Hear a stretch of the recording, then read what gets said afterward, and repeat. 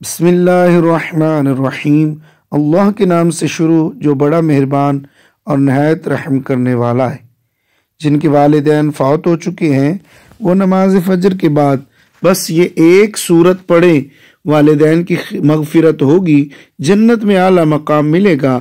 کیا تم اپنے ماں باپ کے لیے اتنا بھی نہیں کر سکتے؟ محترم ناظرین، کسی بھی انسان کے لیے دنیا میں سب سے زیادہ پاکیزہ اور محبت کرنے والا رشتہ اس کے ماں باپ کا ہے۔ اس کے بعد انسان کے سگے بہن بھائی اور پھر دوسرے رشتہ دار آتے ہیں۔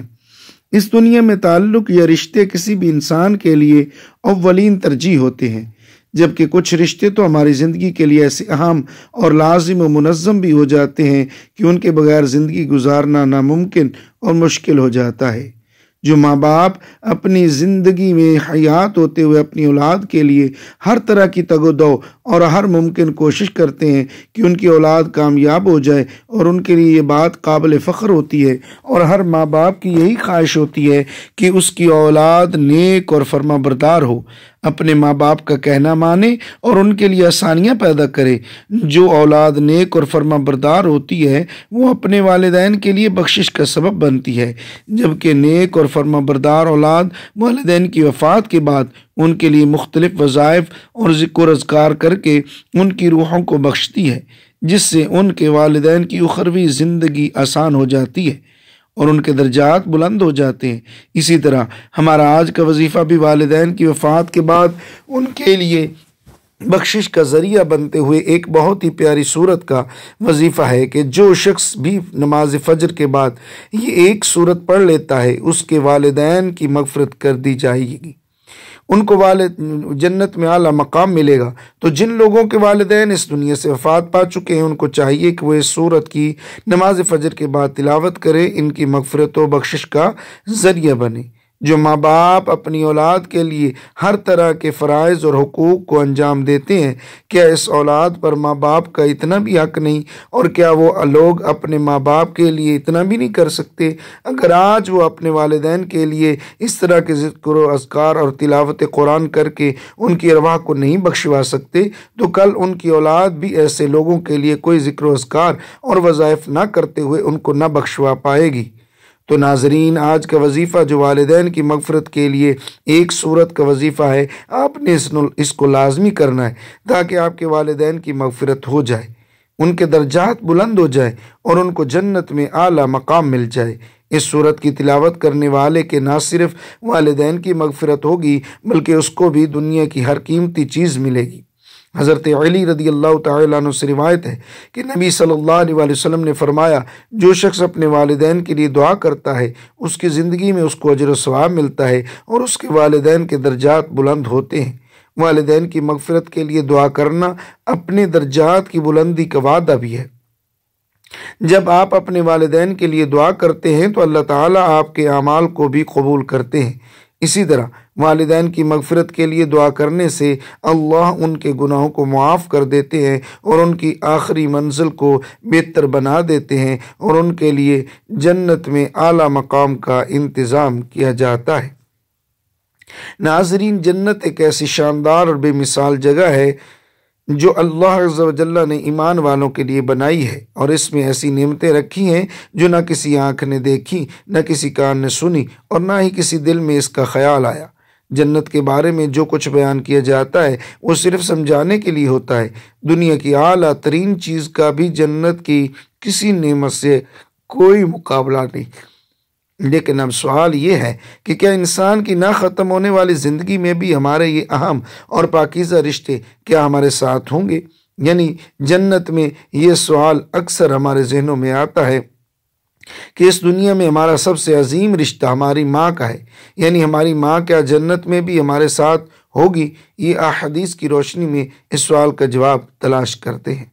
احادیث میں ہے کہ جب کوئی روح علیین میں پہنچتی ہے تو وہاں پر موجود روحیں اس سے ملنے آتی ہیں اور دنیا میں اپنے رشتہ داروں کے بارے میں معلوم کرتی ہیں۔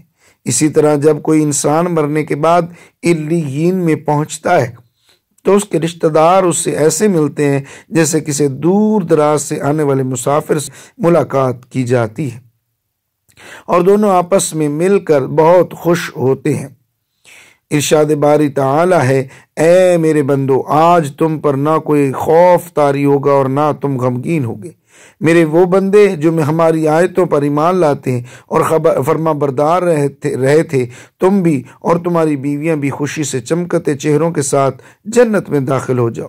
ان کے آگے سونے کے پیالے اور گلاس گردش میں لائے جائیں گے، اور اس جنت میں ہر وہ چیز ہوگی جس کی دلوں کو خواہش ہوگی اور جس میں آنکھوں کو لذت حاصل ہوگی۔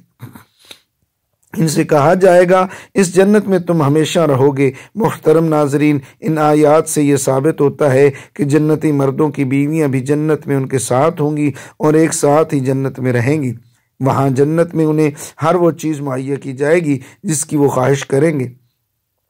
حضرت ابو ہریرہ رضی اللہ تعالیٰ عنہ سے روایت ہے کہ رسول کریم صلی اللہ علیہ وآلہ وسلم نے ارشاد فرمایا، جس وقت کوئی مومن بندہ مرنے کے قریب ہوتا ہے تو رحمت کے فرشتے سفید روشنی کپڑا لے کر آتے ہیں اور روح سے کہتے ہیں کہ نکل جا، تو اللہ سے رضامند ہے اور اللہ تجھ سے رضامند ہے۔ اللہ تعالیٰ کی رحمت کی جانب اور اپنے پروردگار کی جانب جو کہ غضبناک نہیں ہے، پھر وہ روح اس طرح معطر حالت میں نکل آتی ہے جس طرح عمدہ خوشبودار مشک، اور فرشتے ہاتھ پر اسے اٹھائے ہوئے آسمان کے دروازے پر لے جاتے ہیں، اور آسمان والے فرشتے کہتے ہیں کہ کیا عمدہ خوشبو ہے جو کہ زمین سے آئی ہے۔ پھر اس کو اہل ایمان کی ارواح کو بچھڑے ہوئے سے ملاتے ہیں اور وہ ارواح خوش ہوتی ہیں، اور یہ خوشی اس خوشی سے بھی زیادہ ہوتی ہے جو کسی بچھڑے ہوئے کی آمد سے انسان کو میسر آتی ہے۔ پھر وہ پہلے سے موجود مومن اس نئے آنے والے سے دریافت کرتے ہیں کہ فلاں آدمی نے کیا کیا اور فلاں آدمی کا کیا ہوا، یعنی جس شخص کو دنیا میں چھوڑ کر گئے تھے اب وہ کس طرح کے کاموں میں مشغول ہے۔ انہی میں سے چند ارواح آپس میں ایک دوسرے سے کہتی ہیں کہ ابھی اٹھ ٹھہر جاؤ اور اسے چھوڑ دو، کیونکہ یہ دنیا کے غم میں مبتلا تھا۔ یہ روح پوچھتی ہے کہ کیا وہ شخص ابھی تم لوگوں کے پاس نہیں پہنچا، تو وہ تو کب کا مر چکا تھا۔ اس پر وہ روح کہتی ہیں کہ پھر وہ تو جہنم میں گیا ہوگا۔ محترم ناظرین، پیارے نبی حضرت محمد صلی اللہ علیہ وآلہ وسلم نے فرمایا کہ تمہارے اعمال تمہارے رشتہ داروں اور خاندان والوں کے سامنے جو آخرت یعنی عالم برزخ میں ہے پیش کیے جاتے ہیں۔ اگر نیک عمل ہوں تو وہ خوش ہوتے ہیں، وہ کہتے ہیں کہ اللہ آپ کا فضل اور رحمت ہے، بس اپنی یہ نعمت اس پر پوری کیجیے اور اس کو موت دیجیے۔ اور اسی طرح ان پر گناہگار شخص کا عمل پیش ہوتا ہے تو وہ کہتے ہیں اے اللہ اس کے دل میں نیکی ڈال دے جو تیری رضا اور قرب کا سبب ہو جائے۔ مختلف روایات سے معلوم ہوتا ہے کہ جنت میں مختلف رشتہ دار ایک دوسرے کو پہچانتے ہوں گے اور ایک دوسرے سے ملتے جلتے رہیں گے، اور ان میں سے بعض کو ایک ساتھ رکھا جائے گا۔ سورہ طور کی آیت نمبر 21 میں اللہ سبحانہ وتعالی کا فرمان ہے، اور جو لوگ ایمان لائے اور ان کی اولاد نے بھی ایمان میں اس کی پیروی کی تو ان کی اولاد کو ہم انہی کے ساتھ شامل کر دیں گے اور ان کے عمل میں کسی چیز کی کمی نہیں کریں گے۔ حضرت ابن عباس رضی اللہ تعالیٰ عنہ سے مروی ہے کہ بے شک اللہ مومنوں کی آنکھوں کو ٹھنڈا کرنے کے لیے اس کی اولاد کو ان کے اصل مقام بلند کر کے اس کے پاس اس کے درجے میں پہنچا دیں گے، اگرچہ یہ اولاد اپنے اعمال کے اعتبار سے اس درجے تک نہ پہنچتی ہو۔ پھر آپ صلی اللہ علیہ وآلہ وسلم نے یہ آیت تلاوت فرمائی، اور جو لوگ ایمان لائے ہیں اور ان کی اولاد نے بھی ایمان میں اس کی پیروی کی، اس سے معلوم ہوتا ہے کہ انسانوں کی اولاد کو اس کے مطابق ان کے ساتھ ہی رکھا جائے گا۔ جو لوگ جنت میں جائیں گے تو یقیناً یہ وہ لوگ ہوں گے جنہوں نے اس دنیا میں نیک اعمال کیے ہوں گے، جبکہ ایسے لوگ بھی ہوں گے جنہوں نے گناہ کیے ہوں گے لیکن اپنے گناہوں پر شرمندہ ہو کر اس دنیا میں ہی اللہ سے معافی مانگ لی ہو اور صدق دل سے توبہ استغفار کر لیا ہو تو اللہ تعالیٰ ان کو معاف فرما کر جنت میں داخل کر دے گا، جہاں اللہ عز و جل ان کی خواہش پوری فرما دے گا۔ اور یقیناً ان کی خواہش میں سے ایک خواہش یہ بھی ہوگی کہ دنیا میں اس سے جو بھی گناہ سرزد ہو چکے ہوں گے، یہ کوئی گناہ ہمارے اعمال اس نے کیے ہوں تو اس سے وہ تمام اعمال بھلا دیے جائیں گے، کیونکہ جنت امن اور سکون کی جگہ ہوگی جہاں منفی خیالات اور غم غصہ کی کوئی گنجائش نہ ہوگی، اور ایک مومن اور جنتی کے لیے ہر طرف خوشحالی خوشحالی ہوگی، جیسے کہ سورہ بقرہ کی آیت نمبر 25 میں ارشاد باری تعالی ہے، اور جو لوگ ایمان لائے اور نیک عمل کرتے رہے تو ان کو خوشخبری سنا دو کہ ان کے لیے جنت کے باغ میں سے جن کے نیچے نہریں بہہ رہی ہیں، جب انہیں ان میں سے کسی قسم کا میوہ کھانے کو دیا جائے گا تو کہیں گے یہ تو وہی ہے جو یہ ہم کو پہلے بتایا گیا تھا، اور انہی ایک دوسرے کے ہم شکل بھی دیے جائیں گے، اور وہاں ان کے لیے پاک بیویاں ہوں گی اور وہ جنت میں ہمیشہ رہیں گی۔ محترم ناظرین، ایک اور حدیث میں ہے کہ رسول اللہ صلی اللہ علیہ وآلہ وسلم نے فرمایا، جب اہل جنت میں داخل ہوں گے اور ان میں سے کسی کو اپنے بھائیوں اور رشتہ داروں سے ملنے کی خواہش ہوگی تو اس کا بستر اسے اڑا کر ان کے بستروں کے برابر پہنچا دے گا، اور پھر دونوں تکیہ لگا کر دنیا میں گزرے ہوئے دنوں کے بارے میں باتیں کرنے لگیں گی۔ ان میں سے ایک اپنے ساتھی سے کہے گا، تمہیں یاد ہے کہ اللہ نے فلاں فلاں جگہ پر ہماری مغفرت فرمائی تھی، اس طرح ہم نے اللہ سے دعا کی تھی اور اللہ نے ہمیں مغفرت کا پروانہ عطا فرما دیا تھا۔ رسول کریم صلی اللہ تعالی علیہ وسلم کی ذات مبارک کے بارے میں متعدد احادیث مبارکہ بیان کیا گیا ہے کہ آپ صلی اللہ علیہ وسلم انتہائی شگفتہ مزاج تھے اور نرمی و محبت سے بات کیا کرتے تھے، تاہم کئی بار آپ صلی اللہ علیہ وسلم بھی اختیار ہنس بھی دیتے، مگر یہ اس وقت ہوتا جب آپ صلی اللہ علیہ وسلم آخرت کے حالات بیان فرما رہے ہوتے تھے۔ امام اسقلانی رحمۃ اللہ تعالی علیہ فرماتے ہیں، یہ کہا گیا ہے کہ آپ صلی اللہ علیہ وسلم صرف آخرت کے امور میں ہنسا کرتے تھے، اگر کوئی معاملہ دنیا سے ہوتا تو اس پر آپ صلی اللہ علیہ وسلم صرف تبسم فرمایا کرتے تھے۔ نبی کریم صلی اللہ علیہ وسلم نے ایک بار صحابہ کرام رضی اللہ تعالی عنہم کو یہ آگاہ کیا کہ روز محشر جب کسی کو جہنم سے نکال کر جنت میں بھیجا جائے گا تو اس کی حالت کیا ہوگی۔ اس پر آپ صلی اللہ علیہ وسلم نے ہنس کر واقع احوال بیان کیا۔ حدیث مبارک یوں بیان کی گئی ہے، حضرت عبداللہ بن مسعود رضی اللہ تعالی عنہ سے روایت ہے کہ حضور نبی کریم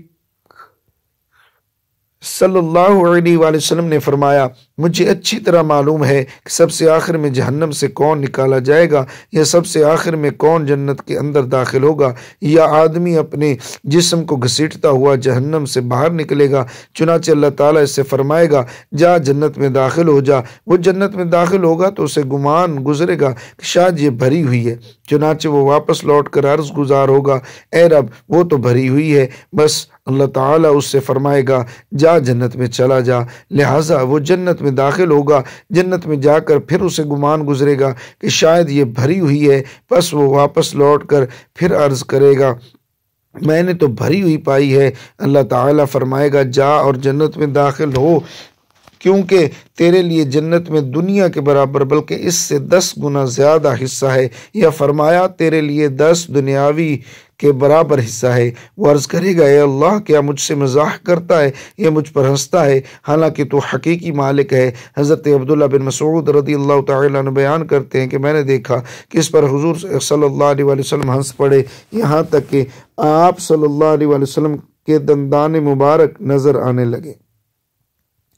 آپ صلی اللہ علیہ وسلم فرماتے تھے، یہ اہل جنت کے سب سے کم درجے والے شخص کا حال ہے۔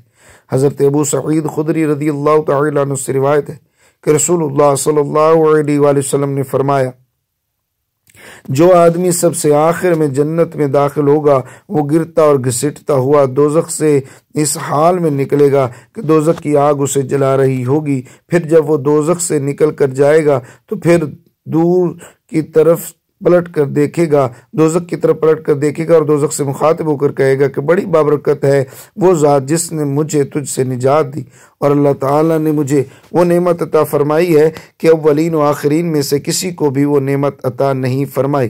پھر اس کے لیے ایک درخت بلند کیا جائے گا، وہ آدمی کہے گا، اے میرے پروردگار مجھے اس درخت کے قریب کر دیجئے تاکہ میں اس کے سائے کو حاصل کر سکوں اور اس کے پھلوں سے پانی پیوں۔ اللہ تعالیٰ فرمائیں گے، اے ابن آدم اگر میں تجھے یہ دے دوں تو پھر اس کے علاوہ اور کچھ نہیں مانگے گا؟ وہ کہے گا، نہیں میرے پروردگار۔ اللہ تعالیٰ اس سے اس کے علاوہ اور نہ مانگنے کا معاہدہ فرمائیں گے۔ اللہ تعالیٰ اس کا عذر قبول فرمائیں گے، کیونکہ وہ جنت کی ایسی ایسی نعمتیں دیکھ چکا ہوگا کہ جس پر اسے صبر نہ ہوگا۔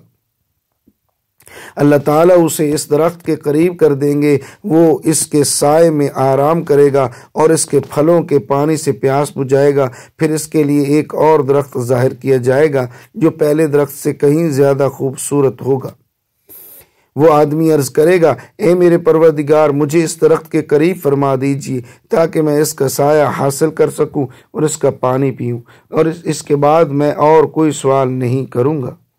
اللہ پاک فرمائے گا، اے ابن آدم، کیا تو نے مجھ سے وعدہ نہیں کیا تھا کہ تو مجھ سے اور کوئی سوال نہیں کرے گا؟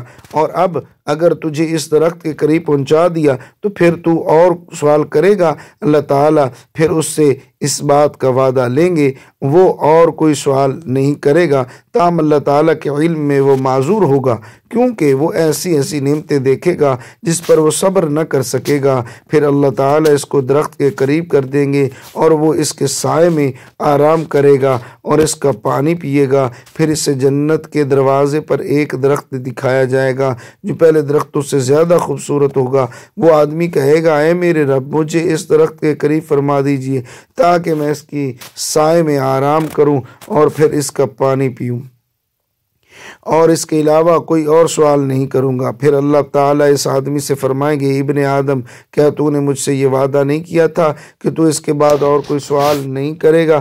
وہ عرض کرے گا، ہاں اے میرے پروردگار، اب میں اس کے بعد اس کے علاوہ اور کوئی سوال نہیں کروں گا۔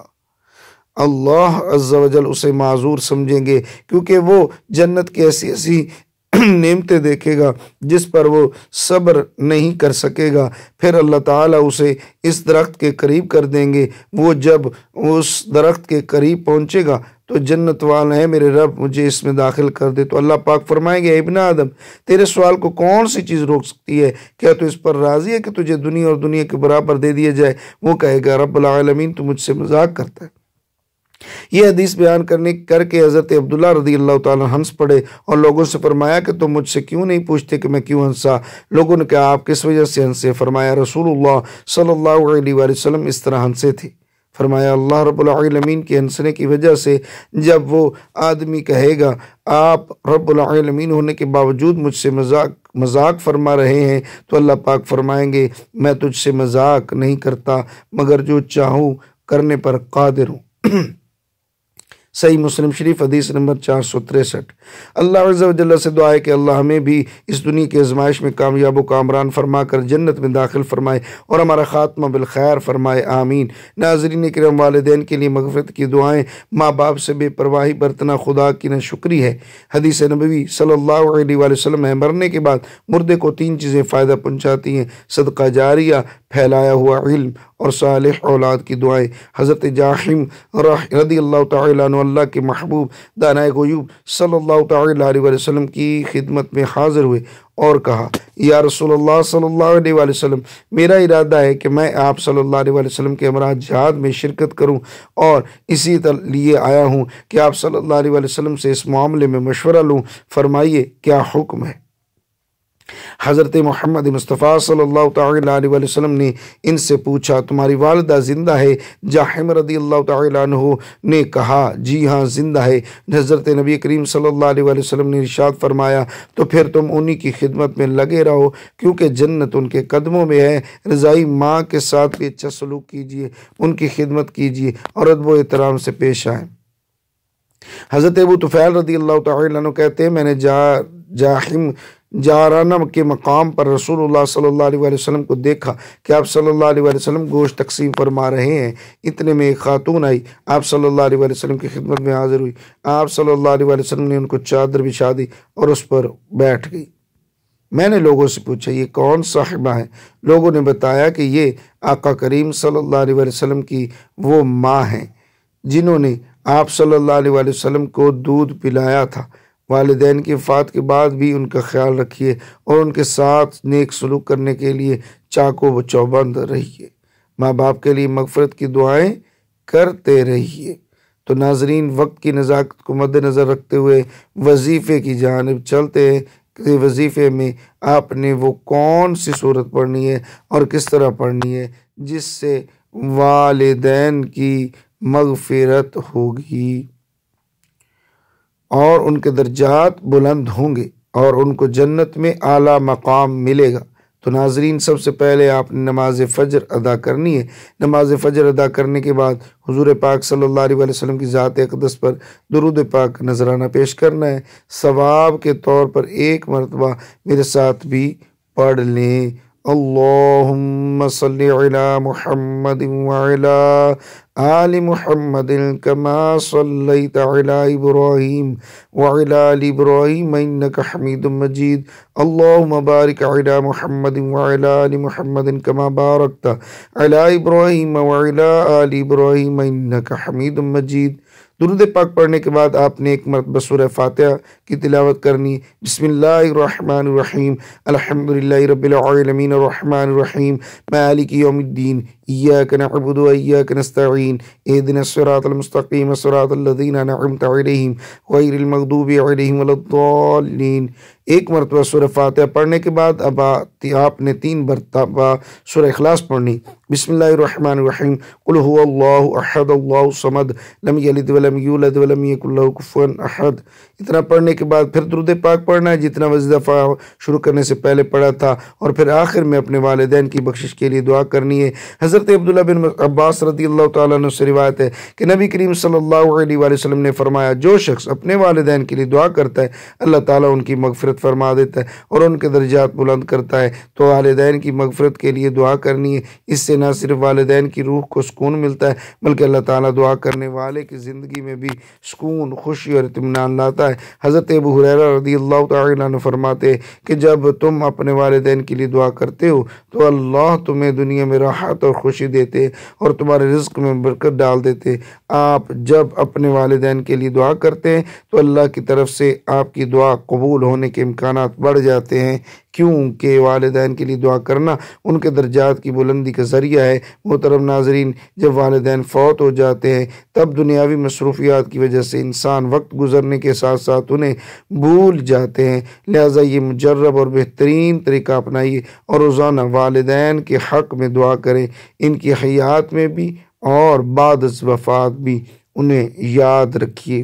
دعا ہے کہ اللہ تعالیٰ میرا سنانا اور آپ کا سننا اپنی پاک بارگاہ میں قبول و منظور فرمائے، آمین۔ ناظرین، گزارش ہے کہ اللہ تعالیٰ کے 99 ناموں میں سے کوئی ایک نام لکھ کر کمنٹس میں ضرور شیئر کیجیے۔ اللہ تعالیٰ ہم سب کا حامی و ناصر ہو، آمین۔ جزاک اللہ خیرہ۔ السلام علیکم ورحمۃ اللہ وبرکاتہ۔